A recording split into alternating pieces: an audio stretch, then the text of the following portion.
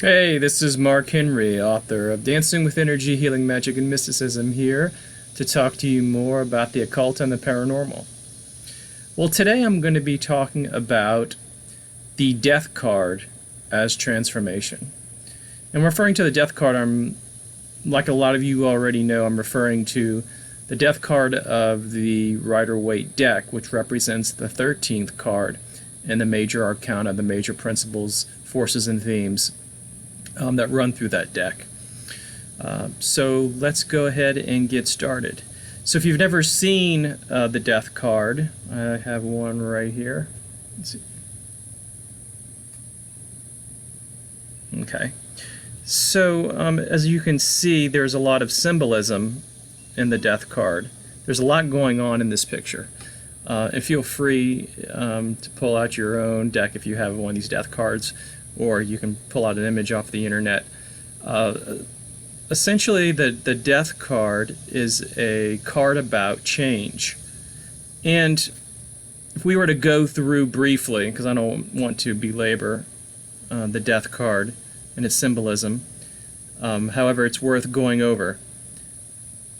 And by the way, as far as the Rider-Waite deck is concerned, it is usually the first deck that most people start with in the journey about learning about the tarot. However, don't be fooled. It is a very complex deck, and you can spend a lifetime analyzing the symbolism and all of the different nuances and variations of it, and how the cards relate to each other. Some people use it as a psychological system of spiritual development and therapy. There have been analytic Jungian interpretations of it. It's been through the works as far as analysis, and it's the most widely analyzed deck imaginable. So don't let anyone make you feel bad if that is your primary deck that you go to. So, first of all, when you're looking at the death card, you see that there is of course, a Grim Reaper image. He is wearing black. He's armored. You also see that he's wearing a white horse. Now, the white horse usually indicates clarity, but it's also light, and he or it represents the darkness. Now you see the same sort of thing on the flag. You have the contrast of dark and white. Now what you might not be able to make out is this is a flower. So the flower there represents the harvest. And if you can even see even more clearly, there is an upside down pentagram right there. Now you see death riding on the horse, and you see people, they have bodies laying on the ground of representing physical death, and you have a priest who is beseeching death. And yet it shows, the card shows that death is irrespective of who you are as a person or your age, that it affects us all. Now, some things that you're not going to be able to see from this particular card, just because it's so small, is that they have in the background, they have a small city, which is supposed to indicate paradise. And there's a sun illuminating it, which is the darkness after the dawn. You also see a ship in the background, which represents the ship of souls from Egyptian mythology, taking the spirits to the land of the dead. And there's much more than that. That's just scratching the surface. Like I said, it's the Rider-Waite deck. You can get quite into the different levels and complexities of it. So that being said, when we're talking about the death card, of course we're not necessarily representing actual physical death, although I wouldn't rule out the possibility. But generally, It represents change, death of the ego.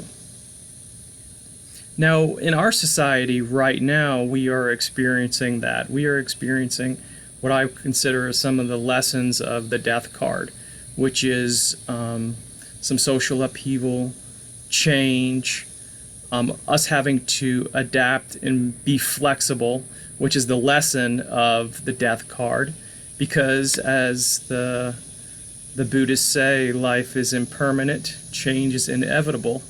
You kind of roll with it, or you can experience suffering. So as far as change is concerned, we have to let go and allow ourselves to give up our attachments to what is moving away, what the death represents. What is coming after the death is kind of like the sun in the background, that it's giving birth to something new. Just like the flower in the flag is the harvest. Death is not taking away something that it's also not willing to give. So there is something that comes afterwards. There is a replacement. But, as I was saying, I believe that the death card is something we should be looking into at this point in our history and our society. If you look at what 2020, our year, represents, we talk about 2020 vision, that's clear vision. They say that hindsight is 2020, it's looking back. And we have clear vision. So there may be something that is actually coming forth for us, something positive to look forward to, and maybe some change. So that is basically it for the death card. I didn't want this to be too long of a video, so let me know what you think. I just advise everyone to roll with whatever's going on with you, to try to be flexible, adaptable, and although it's painful at times, to just be centered and allow yourself to move forward with the waves. All right, thank you very much. I will, of course, put links in the description below in case you want to check out my Patreon or the book. In any case, I will talk to you later. Have a good rest of the weekend. I have more videos coming, so stay tuned, and I'll talk to you later. Bye-bye.